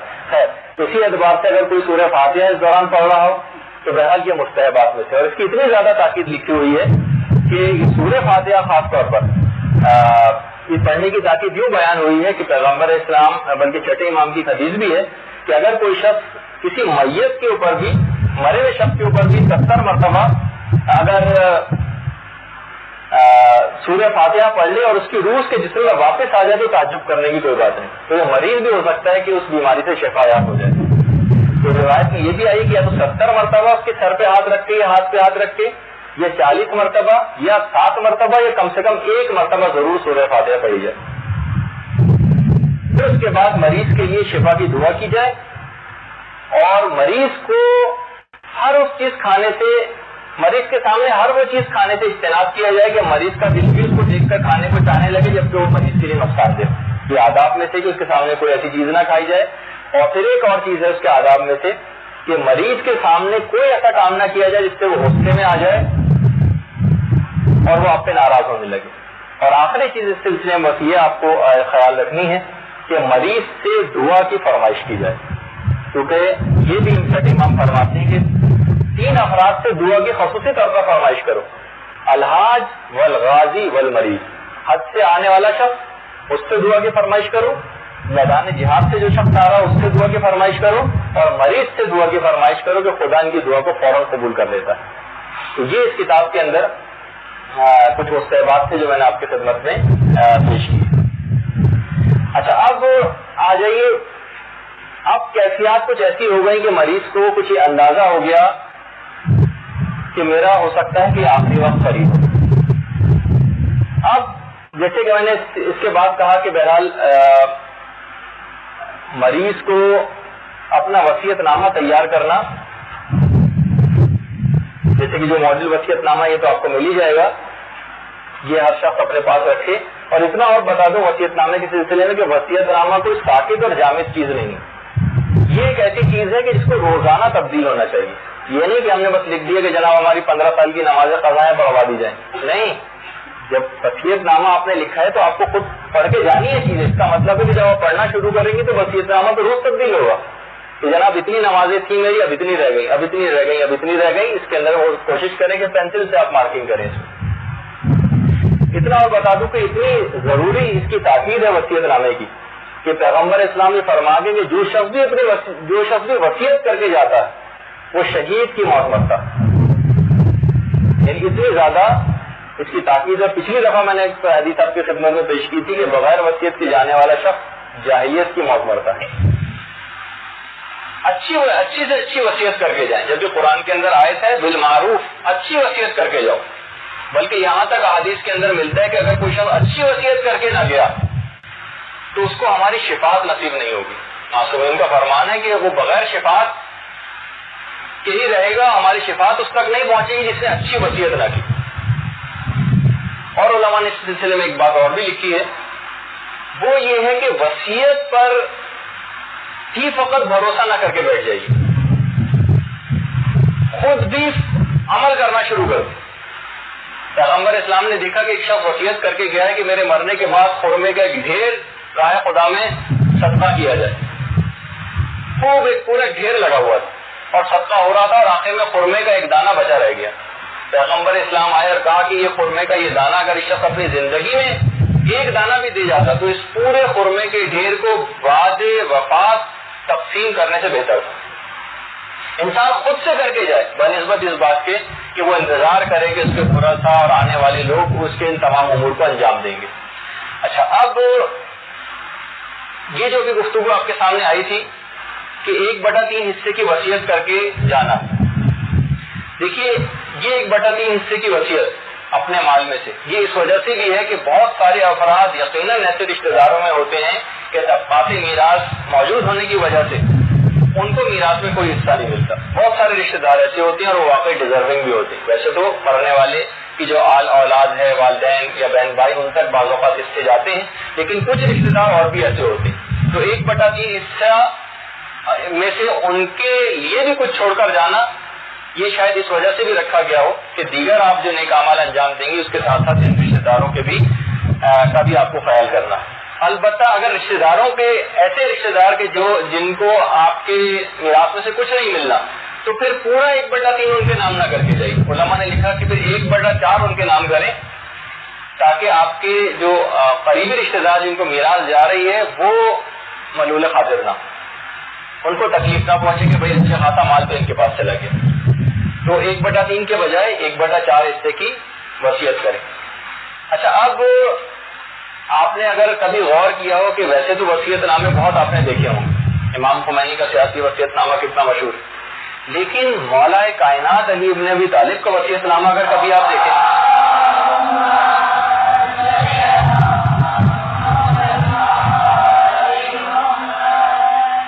مولا نے, آپ کو معلوم ہے کہ مولا نے ایک وصیت آپ لوگوں سے بھی کی. ہم جو سب افراد یہاں پر بیٹھے ہیں, میں مولا کی ایک وصیت آپ لوگوں کے نام سناتا ہوں. مولا فرماتے ہیں کہ اے میرے بیٹو حسن حسین, اور میری تم دونوں سے وصیت ہے, میرے دیگر بیٹوں سے میری یہ وصیت ہے, میری تمام رشتہ داروں سے یہ وصیت ہے, اور تاریخ کے طویل ترین ادوار میں جہاں جہاں تک میرا یہ خط جائے ان سب کو میری وصیت ہے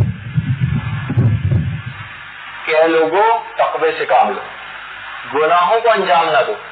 یہ ایسے ہی گویا کہ مولا آپ سے براہ راست جیسے آ کر کہہ رہے ہوں کہ اے لوگوں گناہ نہ کرو, میں تم سے وصیت کرتا ہوں, اور اپنے امور میں نظم و ضبط سے کام لو. یہ ایک ایسی چیز ہے جس کا دیکھیے وصیت نامے میں انسان عام ترین چیزوں کا تذکرہ کرتا ہے. گناہوں سے اپنے آپ کو بچاؤ اور اپنے امور میں نظم و ضبط سے کام لو. سونے جاگنے کی صحیح ٹائمنگ مقرر کرو, کھانے پینے کی صحیح ٹائمنگ مقرر کرو, اپنی عبادت کے لیے صحیح ٹائمنگ مقرر کرو. مدرسے آنا جانا ہے تو اس کے اندر بھی نظم و ضبط سے کام لو. اگر کبھی کن چیزوں کی پابندی آپ سے کروائی جا رہی ہے تو آپ اس میں نظم و ضبط سے کام لیں. مولا کی وصیت میں سے یہ کہ اپنے امور میں نظم و ضبط سے کام لیں. اچھا, مولا نے وصیت جو کی ہے, اور مولا کیوں وصیت نہ کرتے؟ انا و علی ابول امہ, جو رسول کی حدیث ہے کہ میں اور علی امت کے دو باپ ہیں. تو ایک باپ جب اپنی اولاد کو وصیت کرتا ہے تو ہم بھی ان کی امت میں ہونے کے حوالے سے ان کی اولاد کی طرف سے, تو ہم تک بھی یہ بات آئی. اور پھر مولا نے ایک وصیت میں ایک چیز اور کہی, وصلاح ذات بینکم, اے لوگو, اے میرے بیٹو, معاشرے سے کدورتوں اور نفرتوں کے خاتمے کی کوشش کرو. یہ میری تم سے وصیت ہے کہ معاشرے سے کدورتوں اور نفرتوں کے خاتمے کی کوشش کرو. اور مولا کی اس وصیت نامے میں یہ جو آپ نے ابھی سنا ہے, اس کے اندر خاص طور پر نمازوں کا بڑا تذکرہ آیا ہے. اس کے اندر اس وصیت نامے کے اندر روزے کا تذکرہ آیا ہے, جہاد کا تذکرہ آیا ہے, اور امر بالمعروف اور نہی عن المنکر کا بھی تذکرہ آیا ہے. اچھا, اب ایک بات, یہ وصیت نامے کی حد تک تو بات مکمل ہوئی. اتنا ہی بات اور بیان کر دی جائے کہ جب بھی کبھی ظاہر آثار موت نمودار ہوں گے, جب آثار موت نمودار ہوں گے تو اس وقت کچھ چیزوں کی انجام دہی واجب ہو جاتی ہے. حقوق العباد وہ آپ کے ذمے آ جائیں گے. کچھ حقوق اللہ ہیں ان کی آپ کو وصیتیں کرنی پڑیں گی. لوگوں کی امانتیں ان کو واپس کرنا پڑیں گی. یہ سب چیزیں جن کا آپ کو بہت زیادہ خیال کرنا پڑے گا. اچھا, اب یہ جو کہا کہ آثار موت نمودار ہو جائیں, تو کیا کسی شخص کو اس بات کا پتہ چل سکتا ہے کہ اب وہ مرنے والا ہے؟ یہ ایک بڑی عام بات ہے. اس پہ ہم تفصیل سے گفتگو کا آگے کی کسی نشست میں کریں گے کہ جس میں ائمہ نے کس طریقے سے اپنی موت کی اطلاع دی تھی. لیکن کیا عام اشخاص بھی, ان کو بھی کچھ یہ اندازہ ہو سکتا ہے کہ ان کی موت کا وقت قریب آ گیا ہے؟ اچھا, اب بہت سارے ہمیں تاریخی واقعات ایسے ملتے ہیں جس سے یہ بات پتہ چلتی. شہید دست غیب شیرازی, جس وقت شہید دست غیب شیرازی شہید ہوئے ہیں, اس سے ایک دن پہلے جب نماز پڑھانے کے لیے جا رہے تھے, یعنی بلکہ اسی دن جس دن نماز پڑھانے کے لیے جا رہے تھے, ان کے ساتھ ان کے تقریباً 11 باڈی گارڈ بھی ان کے ساتھ تھے. جب گھر سے نکل رہے تھے تو اس وقت ان کے بیٹے نے یہ دیکھا کہ ان کی طبیعت ویسی نہیں ہے نارمل جس طریقے سے ہوتی. کہا کہ بابا جان آپ کی طبیعت کیسی ہے؟ بس صرف ایک جملہ کہا, انا للہ و انا الیہ راجعون, اور اپنے محافظوں کے ساتھ باہر نکلے. جب اس گلی کے اندر داخل ہوئے جہاں پر ایک لڑکی جس کا نام گوہر تھا, جسم پر بم باندھے ہوئے تھی اور ایک گھر سے پانی مانگ کے پی رہی تھی, جیسے ہی دست غیب شیرازی گلی میں داخل ہوئے, ایک دم سے ان کی طرف لپٹ کر آئی, اپنے جسم سے بم کو اس نے اڑا لیا. شہید دست غیب شیرازی کے ساتھ ان کے 11 باڈی گارڈ وہ سارے کے سارے شہید ہو گئے. تو ان کو بھی اس بات کا اندازہ تھا شہید کو کہ جس وقت وہ نکل رہے تھے ایک عجیب کیفیت تھی جو ان کے بیٹے نے دریافت کی, اور اس وقت کلمہ استرجاع انہوں نے پڑھا تھا کہ ہم خدائی کی طرف سے آئے اور وہیں لوٹ کر جانا. اور پھر وہ واقعہ بہت مشہور ہے کہ اس کے بعد شہید دست غیب شیرازی اپنے رشتے داروں کے خواب میں آئے تھے اور بہت خوش و خرم تھے جنت میں, اور ان سے کہہ رہے تھے کہ میں جسم کے کچھ ٹکڑے فلاں دیوار کے اندر چپکے ہوئے ہیں, ان کو غسل وغیرہ دے کر میری قبر میں ساتھ دفن کر دیا جائے.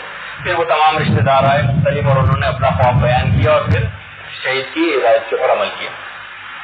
یہ تو علماء کی بات تھی. کچھ عام لوگوں کے بھی واقعات ایسے ملتے ہیں, جیسے کہ ایک واقعہ میں نے نیم ام رواب گروپ میں پچھلی دفعہ ایک پیش کیا تھا، لیکن وہ سب کے لیے ہی ہے اور ہمارے اس موضوع سے متعلق بھی ہو جاتا ہے۔ شیراز کے ایک نماز جمعہ ایک امام جمعہ کا واقعہ ملتا ہے جو آیت اللہ تہرانی نے اپنی کتاب کے اندر لکھا ہے کہ وہ اپنے کچھ ساتھیوں کے ساتھ مشہد جا رہے تھے امام رضا کی زیارت کے لیے۔ رستے میں انہوں نے ایک شخص کو لفٹ دی جو بالکل ایک دیہاتی ٹائپ کا تھا، وہ ان کے ساتھ بیٹھ گیا۔ رستے میں جب کسی جگہ کھانے کے لیے اترے ہوٹل میں تو اس شخص نے کہا نہیں میں یہ کھانا نہیں کھاؤں گا، اور اس نے اپنا ایک رومال نکالا، اس میں سے ایک روٹی نکالی، اس کے ساتھ کچھ کشمشیں تھیں وہ کھائیں۔ یہ شیراز کے جو امام جمعہ تھے یہ بھی اس شخص کے ساتھ رہ گئے اور ان کے دیگر دوست ہوٹل میں چلے گئے، ان کے ساتھ انہوں نے بھی یہ چیز کھائی۔ اب انہوں نے کہا جاؤ ذرا اپنے دوستوں کو جا کے دیکھو جو ہوٹل میں کھا رہے ہیں۔ جب وہ شخص وہ امام جمعہ گئے ہوٹل میں تو دیکھا ان کی عجیب و غریب کیفیت ہو گئی ان لوگوں کو دیکھ کے جو ہوٹل میں کھانا کھا رہے تھے ان کے دوست، اور بہت مزے لے کے کھانا کھا رہے تھے۔ جو ان کے ہاتھوں انہوں نے دیکھا کہ وہ پلیٹ جس کے اندر وہ کھانا کھا رہے ہیں وہ پلیٹ پوری خون اور غلاظتوں سے بھری ہوئی، خون اور غلاظتیں، اور بہت مزے، ان کے ہاتھوں پر بھی غلاظتیں اور خون لگا ہوا ہے، ان کے ہونٹوں پہ بھی غلاظتیں اور خون لگا ہوا ہے، اور بڑے مزے لے کے کھا رہے ہیں۔ یہ گھبرائے وہ شخص کے پاس واپس آئے، کہا کہ یہ کیا واقعہ میں نے دیکھا ہے؟ کہا کہ ہاں مال حرام اور مال مشکوک کی اصل حقیقی شکل وہی ہے جو تم نے دیکھی ہے۔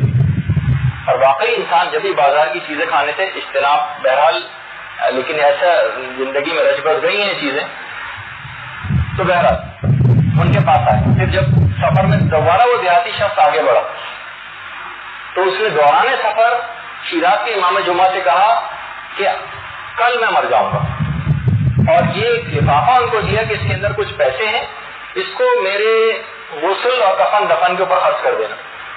انہوں نے بہرحال وہ چیزیں لی۔ اگلے دن سب لوگ جب اس سے ملاقات کے لیے اس کے کمرے میں گئے تو دیکھا کہ قبلہ رخ ہو کے وہ جانے اپنے کے سپرد کر چکا۔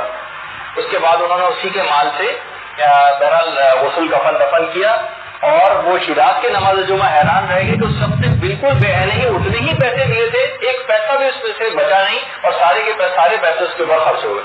تو کس طریقے سے ایک عام شخص تھا، اس کو بھی کچھ ایسے آثار موت نمودار ہو جاتے ہیں کہ بہرحال مرنے والے کو یہ چیز پتہ چل سکتی۔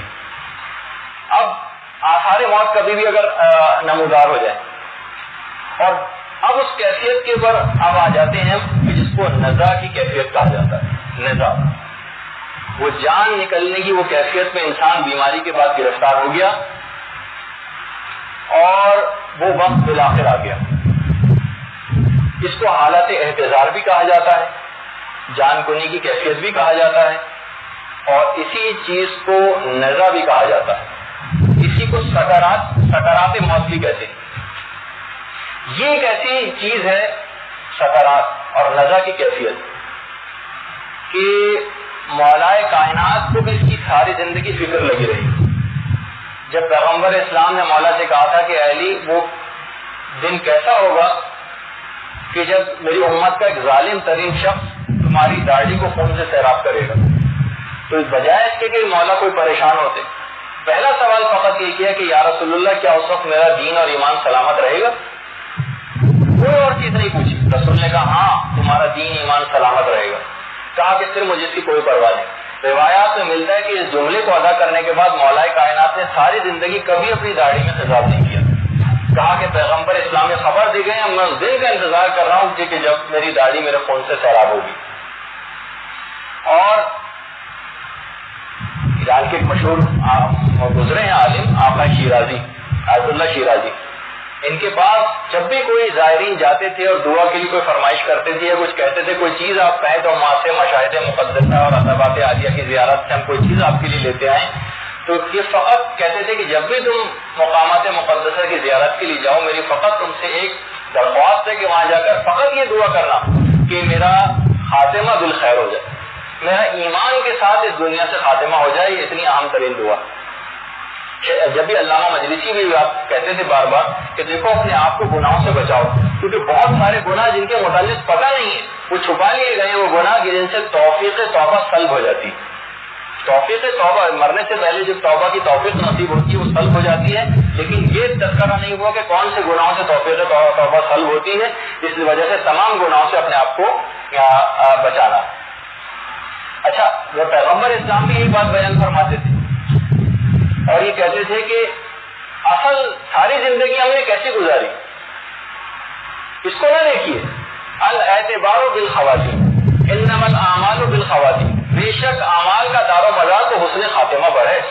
دیکھا جائے گا کہ آپ کی اینڈنگ کیسے ہو رہی.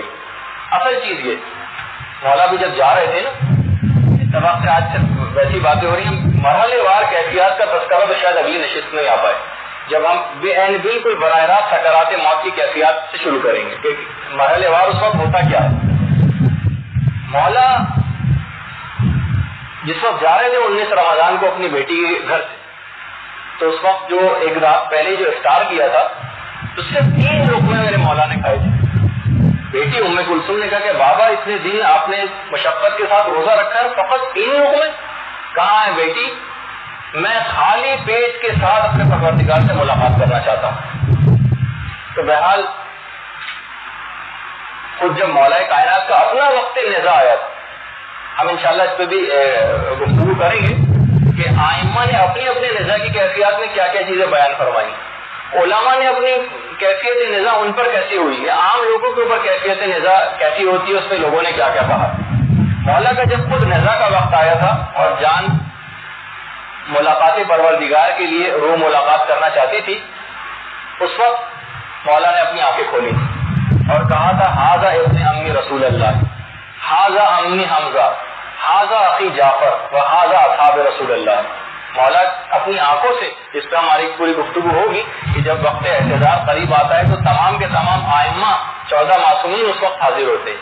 کہا کہ یہ میرے چچا زاد بھائی رسول خدا ہیں، یہ میرے چچا حمزہ آ گئے ہیں، اور یہ میرے بھائی جعفر ہیں، یہ اصحاب رسول اللہ. اس کے بعد باری باری مولا نے سب کو سلام کیا. روایت میں تذکرہ یہ علماء نے ایک چیز لکھی ہے کہ دیکھیے جیسی فصل بوئی تھی اس کے کاٹنے کا ویسے ہی وقت آ گیا تھا. ہم جب حالت اعتذار کی مختلف فائدہ پہنچانے والی چیزوں کا تذکرہ کریں گے تو اس میں ایک چیز یہ بھی آئے گی کہ نیک اور صالح افراد حالت نظام میں اپنے دوست کے پاس آ جائیں.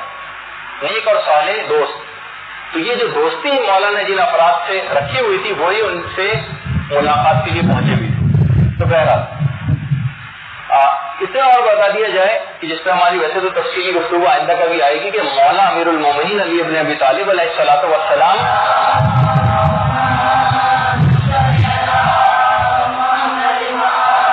خصوصیت کے ساتھ ہر مرنے والے کے سرانے ضرور آتے ہیں. اس میں مومن اور منافق اور کافر کی بھی کوئی قید نہیں. کافر اور منافق ان کی حسرت و مایوسی میں اور اضافہ ہو جاتا ہے، مومن مولا کو دیکھ کر خوش ہو جاتا ہے. اچھا، اب علی ایک وقت میں کتنی جگہوں کے اوپر مومنین اپنی جان دیتے ہیں، مولا ہر ایک کے سرانے کیسے پہنچیں گے، یہ ایک بحث ہے. ہم اس کے اوپر تھوڑی سی گفتگو تو آئندہ کریں گے، لیکن آج کچھ باتیں عرض کرنا ہے کہ جس سے آپ کو پتہ چلے گا کہ مولا لوگوں کے اوپر کیسے اپنے تصرفات رکھتے ہیں. علامہ محمد ہاشم زہرینی ان کی کتاب ہے کہ المدینۃ المعاجز،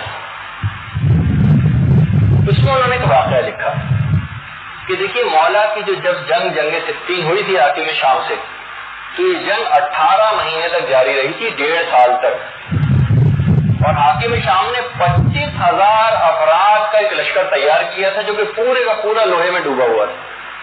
جب مولا کے لشکر والوں نے دیکھا حاکم شام کی فوج کی یہ کیفیت تو تھوڑا سا خوفزدہ ہوئے. مولا نے کہا گھبرانے کی کوئی وجہ نہیں، اس پورے لشکر سے میں اکیلا مقابلہ کروں گا. اور اس کے بعد پھر شیر خدا کی جب تلوار چلی ہے اور اس فوج کا جو حشر ہوا تو وہ جب حاکم شام کے پاس لوٹی پوٹی فوج واپس آئی تو حاکم شام دیکھ کر حیران رہ گیا. کہا کہ تمہارے کیا علی کا لشکر تم سے زیادہ تھا، تمہارے حشر کس نے کیا؟ کہا کہ ہم میں سے جس کو بھی نیزہ لگا ہے علی کا نیزہ لگا ہے، ہم میں جس کو تلوار لگی ہے علی کی تلوار لگی، ہمارے جو بھی زخمی ہوا ہے علی کے ہاتھوں ہوا ہے، ہمارا جو مقتول مارا گیا علی کے ہاتھوں مارا گیا. ہم نے علی کے اصحاب میں سے تو کسی کو دیکھا ہی نہیں، نہ علی کے لشکریوں میں سے کسی کو دیکھا.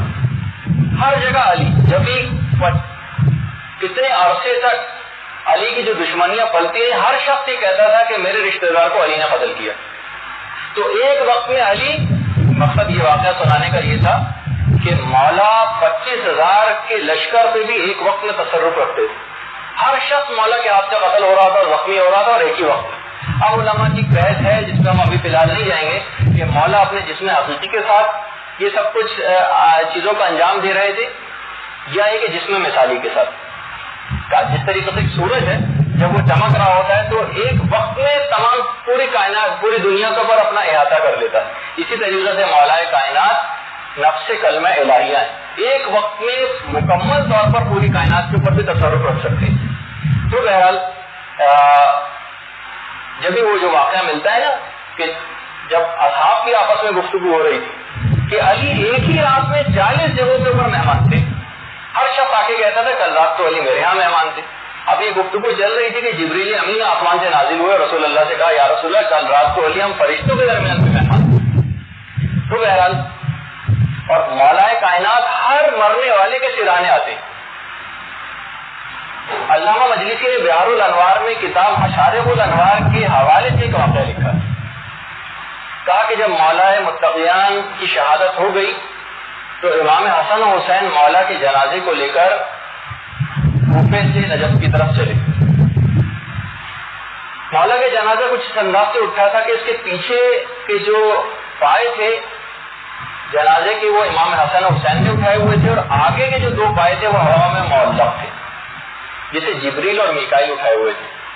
جب مولا کا یہ جنازہ پہنچا نجف میں تو دیکھا کہ تیزی سے گھوڑ سوار چلتا ہوا آ کر جس نے چہرے پر نقاب ڈالی ہوئی، وہ گھوڑ سوار جنازے کے پاس آ کر رکا اور امام حسن سے مخاطب ہو کر کہنے لگا کیا تم حسن ہو؟ انہوں نے کہا جی ہاں میں حسن ہوں.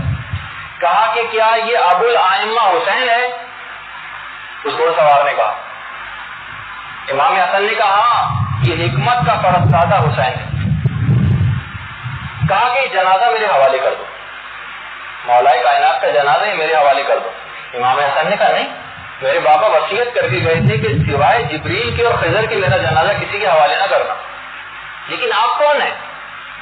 اس وقت نقاب پوش نے اپنی نقاب پلٹی تو سب لوگوں نے دیکھا کہ وہ تو اسد اللہ الغالب مولا علی ابن ابی طالب علیہ السلام خود تھے.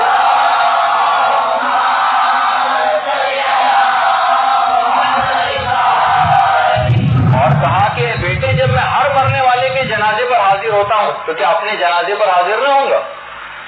تو اس سے آپ اندازہ لگائیے کہ مولا کا وہ تصرف ہر شخص جو شخص بھی مرتا ہے. اور وہ بہت ہی مشہور حدیث وہ جو آپ نے حارث حمدانی کی سنی ہوگی، مولا کے وہ صحابی کے جو بے انتہا بوڑھے ہو گئے تھے، ضعیف ہو گئے تھے، آنکھوں سے دیکھنے سے بھی بہت زیادہ معذور ہو گئے تھے، آنکھوں سے دیکھنے سے معذور ہو گئے تھے. مولا کے پاس آئے کہ مولا میں آپ کے دیدار کے لیے حاضر نہیں ہو سکتے اور آنکھیں بھی اتنی کمزور ہو گئی.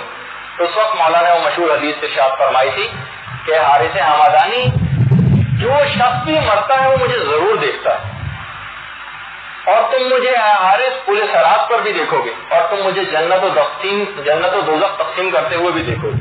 وہاں میں اپنے ماننے والوں کو جب کبھی جہنم کے اندر دیکھوں گا تو جہنم سے کہوں گا کہ اس شخص کو نکال لے اپنے اندر سے کیونکہ یہ میرا ماننے والا تھا، اور میں اپنے مخالفین کو جہنم کے اندر داخل کروں گا. تو بہرحال دیکھیے یہ ایک ایسی بات تھی جس کا بھی میں نے بار بار تذکرہ کیا، حالت نزا کے اندر ایمان کی جو سلامتی، یہ ایک اتنا اہم موضوع ہے کہ ہماری شاید اب یہ پوری نشست صرف اور صرف اسی کیفیت کے اوپر شاید ہو کہ مرتے وقت جو ایمان ہاتھ سے نکلتا ہے. یہ اس کے بہت سارے اعمال ایسے ہیں، ہم 15-20 اعمال کی فہرست بھی آپ کے سامنے پیش کریں گے، اور تقریباً 25-30 ایسے اعمال ہوں گے کہ جو ہم آپ کو خدمت میں عرض کریں گے، جو کہ سب چیزیں پہلے سے بتا دی گئی ہیں کہ اگر کوئی شخص وہ اعمال کو انجام دے لے تو وہ ان تمام مصیبتوں سے چھٹکارا حاصل کر لے گا. بالکل پرچہ آؤٹ ہوا ہوا ہے، اس کے جواب بھی بتا دیے گئے ہیں، اور صرف چند ایک چیزیں ہیں کہ جن کے اوپر عمل کرنا. دیکھیے کبھی بھی اپنے ایمان موجودہ پہ مطمئن نہ رہیے، یہ میں آپ کو کی خدمت میں عرض کرنا چاہ رہا ہوں. ایک واقعہ لکھا گیا ہے اور بڑا ہی مشہور واقعہ ہے، اور اتنا زیادہ عرصہ بھی نہیں ہوا. کچھ نو مسلم عیسائیوں کے اسلام لانے کا واقعہ ہے، جو کہ قید خانے میں تھے اور ان کے ساتھ ایک عراقی قیدی بھی تھا. 2 عیسائی تھے. انہوں نے دیکھا کہ وہ جو عراقی قیدی ہے وہ قید خانے میں مسلسل تلاوت قرآن کرتا رہتا ہے. اچھا انہوں نے تھوڑی بہت عربی سیکھ لی تھی. انہوں نے کہا کہ ہمیں بہت تعجب ہوتا تھا کہ قرآن کے اندر مثلا یہ آیتیں آتی تھیں ادعونی استجب لکم، مجھ سے دعا کرو میں فوراً تمہاری دعا قبول کر لوں گا. اجیب دعوت الداعی اذا دعانی فلیستجیبوا لی، یعنی اس قسم کی جتنی بھی آیتیں ہیں. اچھا اتنا میں بتا دوں کہ عیسائی مذہب میں براہ راست دعا مانگنے کا کوئی نظریہ نہیں. وہ جب بھی اپنے راہب کے پاس جاتے ہیں، پریسٹ کے پاس جاتے ہیں، کنفیشن کرنا ہوتا ہے، اعتراف گناہ، اس کے لیے اپنے پادری کے پاس جاتے ہیں، براہ راست خدا سے دعا مانگنے کا تصور نہیں. کہہ رہے تھے ہم بڑے حیران ہوتے تھے کہ محمد صلی اللہ علیہ وآلہ وسلم کے مذہب میں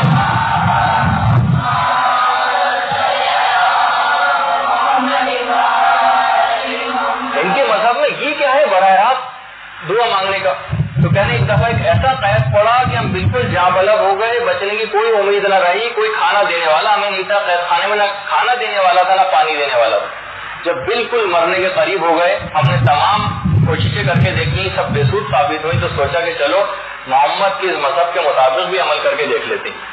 اور پروردگار عالم سے براہ راست دعا کی کہ پروردگار تو ہمیں اس سے بچا سکے. کہہ رہے ہیں ابھی ہماری دعا ختم ہوئی تھی تو ہم نے دیکھا کہ جو قید خانے کی دیوار تھی اس سے پانی رسنے لگا، صاف ٹھنڈا اور شفاف پانی. اتنا پانی جمع ہو گیا کہ ہم نے سیر ہو کے پانی پیا، اور اسی وقت ہم نے اسلام کو قبول کر لیا. ابھی ہمارے اس علاقے مسلمان قیدی کی طرف ہم نے اظہار بھی نہیں کیا تھا اس کا، کہ اس نے دیکھا کہ انہوں نے کچھ اعمال انجام دیے اور اس کے بعد ایسا ہونے لگا. مسلمان قیدی نے کہا مجھے لگتا ہے کہ تمہارا مذہب بالکل ٹھیک ہے، میرا ہی مذہب غلط تھا، میں آج سے عیسائی ہونے کا اعلان کرتا ہوں. انہوں نے بہت اس کو سمجھانے کی کوشش کی کہ نہیں ایسی بات نہیں، ہم نے تو خود اپنے مذہب کو تبدیل کر لیا. اس نے کہا نہیں میں اس بات کو نہیں مان سکتا، بس میں آج سے عیسائی ہو رہا ہوں، تم لوگ مجھے دھوکہ دینا چاہتے ہیں. وہ کہتے ہیں اس کے کچھ ہی عرصے بعد ہم لوگ رہا ہو گئے، وہ مسلمان قیدی بھی رہا ہو گیا. آج ہم مراکش کے ایک دینی مدرسے میں تعلیم حاصل کر رہے ہیں اور ہم نے معلومات حاصل کی. وہ ہمارا مسلمان جو قیدی دوست تھا وہ آج کل عیسائی ہے اور اس کے مطابق زندگی بسر کر رہا ہے. اس سے آپ اندازہ لگائیں کہ ایمان موجودہ کے اوپر اس کا شکر مسلسل ادا کرتے رہنا ہے، جس کا میں بتاؤں گا کہ سوء خاتمہ سے بچنے کا طریقہ ایمان موجودہ پر مسلسل شکر ہے جو کہ آپ کو اس سے بچائے گا. ایک طریقے میں یہ چیز بھی آئی، کیونکہ جب آپ شکر ادا کریں گے تو خدا اس چیز میں اور اضافہ کرے گا. تو اس سے ہم بعض اوقات غافل ہو جاتے ہیں اپنی ایمان موجودہ پر شکر سے، اور پھر انجام اس کا خراب ہو سکتا ہے. اچھا اب اسی اعتبار سے اگر ہم دیکھیں تو وہ جو بلعم باور کا واقعہ آپ کی خدمت میں بہت دن پہلے پیش کیا گیا تھا، وہ اتنا بڑا عالم جس نے سب سے پہلے توحید پروردگار کے اوپر ایک کتاب لکھی تھی، اور حضرت عیسیٰ کے وسیع یوشع بن نون کی مخالفت سے وہ بہرحال اس حد تک واصل جہنم ہوا کہ اس کے متعلق قرآن کی آیتیں نازل ہو گئی اور اس کو کتے سے مشابہت دی گئی. اس کی بھی ایک وجہ یہ تھی کہ اس انداز سے اس نے مخالفت کی، یعنی پوری زندگی ایسی گزاری کہ تاریخ کے اندر پہلی کتاب توحید کے اوپر اسی نے لکھی تھی بلعم باور. لیکن انجام کیا ہوا کہ قرآن کی ایک آیت اس کی مذمت کے اندر نازل ہو گئی. کیوں کہ حضرت عیسیٰ کے وسیع یوشع بن نون جو پاکستان کے وزیر اعظم بھی گزرے نا، ملک فیروز خان نون، جن کی بیوی کو لیڈی نون کہا جاتا تھا، اور جب انہوں نے دوسری شادی کر لی تھی تو انگریزی اخبارات نے ہیڈنگ لگائی تھی لیڈی آفٹر نون. تو بہرحال تو اس سے مجھے یہ چیز یاد آئی کہ بہرحال یوشع بن نون کی مخالفت سے ان کو یہ چیز اس کا یہ انجام اس شخص کا ہوا. تو بہرحال اب آ جائیے سکرات موت. صرف 10 منٹ رہ گئے ہیں، بہت کم اگرچہ وقت ہے، اور آج سکرات موت سمجھے شروع ہی نہیں ہو پائے گا، اور اگلی دفعہ سے ذرا گفتگو میں دلچسپی پیدا ہوگی. آج کچھ ضروری امور یہ والے آپ کی خدمت میں عرض کرنا تھے. اب اگلی دفعہ سے ہم مرحلے وار سکرات کی کیفیت بیان کریں گے. سکرات سین کاف رے الف تے، قرآن کے اندر بھی اس کے متعلق آیت آئی ہے، وَجَاءَتْ سَكَرَةُ الْمَوْتِ بِالْحَقِّ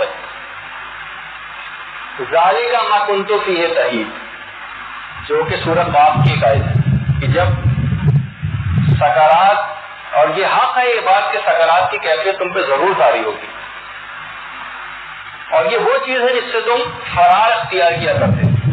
قیامت کے دن جب زلزلہ آئے گا نا، جس کا ہم اس کی کیفیت بیان کریں گے، اس وقت بھی ایک کیفیت بیان ہوئی ہے، اس کا نام ہے سکرہ.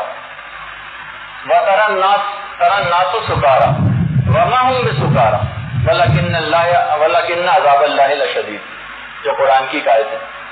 وَتَرَى النَّاسَ سُكَارَىٰ، اچھا اس کے اندر بھی دیکھیے لفظ سکرہ آیا ہے.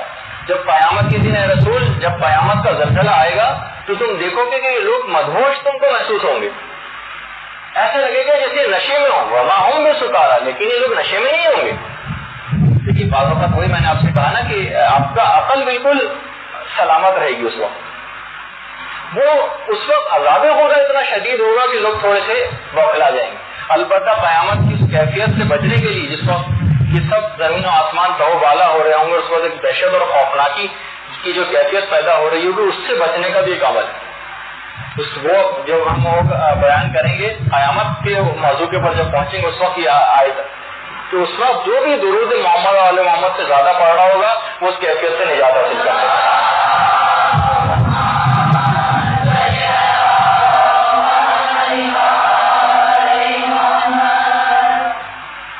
اور دیکھیے مولا یہ بھی بیان کرتے تھے کہ اس وقت کچھ ایسی کیفیات طاری ہوتی ہیں سکرات کے وقت کہ جن کو بیان نہیں کیا جا سکتا، کچھ ایسی کیفیات بھی ہوتی ہیں، اور لیکن اس وقت گھبرانے کی کوئی بھی ضرورت نہیں۔ نحن اقرب الیہ منکم ولکن اللہ لا تبصرون، ہم اس موت کے وقت اتنا زیادہ اپنے بندے سے قریب ہوتے ہیں، پروردگار کہتا ہے، جس کو تم دیکھ نہیں پاتے۔ پروردگار اس وقت مکمل، جب ساری زندگی اس نے آپ کی اتنی ناز برداری کی ہے تو مرتے وقت اس وقت جو الطاف الہی کے نمونے دیکھنے میں ملتے ہیں، تو یہ بھی کیفیات ہم آگے چل کے بتائیں گے کہ اسی وقت وہ جب الطاف الہی کے نمونے مرتے وقت سکرات کے وقت دیکھتا ہے تو اس کی روح نکلنے کے بعد واپس جسم میں آنا چاہتی ہے کہ اپنے رشتہ داروں کو جا کر بتائے کہ میں نے کیا کیا چیزیں دیکھی، لیکن بہرحال اس کو روک دیا جاتا ہے جو کہ مسئلہ پروردگار ہے۔ اچھا، مولا کا آپ نے سنا کہ مولا سکرات کے وقت کیا کہہ رہے، پیغمبر اسلام بھی سکرات کے وقت کچھ کہہ رہے۔ میں بھی کیفیات میں نہیں جا رہا کیونکہ وہ ہماری اگلی گفتگو کا عنوان بنے گا، آج ہلکی پھلکی سے سمجھنے کے لحاظ سے گفتگو رہی ہے ہماری۔ بحر الانوار کی 6 جلد میں پیغمبر اسلام نے کا حالت احتضار بیان ہوا ہے، اس میں شہزادی کونین فاطمہ الزہرا سلام اللہ علیہا سے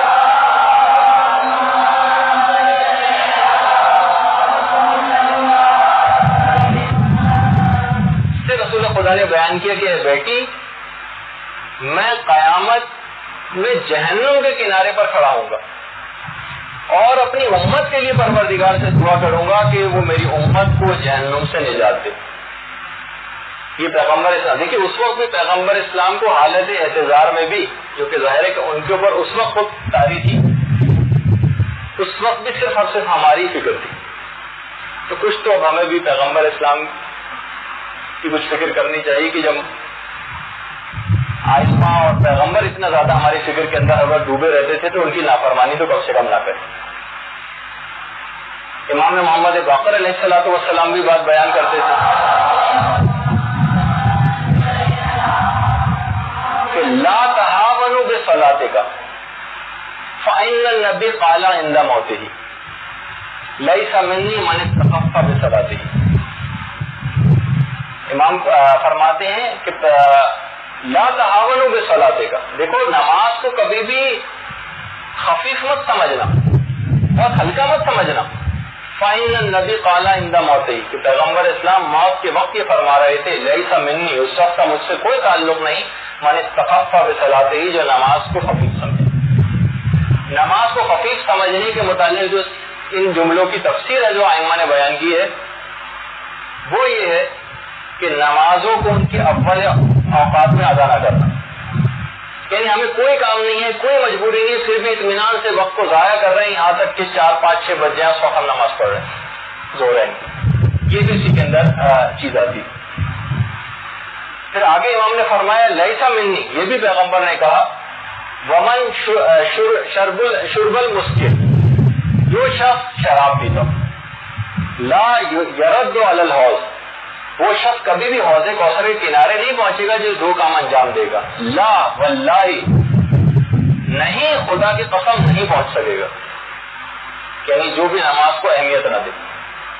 اور خود چھٹے امام کا بھی جب حالت احتضار کا وقت قریب آیا تھا تو چھٹے امام نے یہی جملے ارشاد فرمائے تھے، ان میں حمیدہ تھے کہ میرے تمام رشتہ داروں کو بلا کر لو۔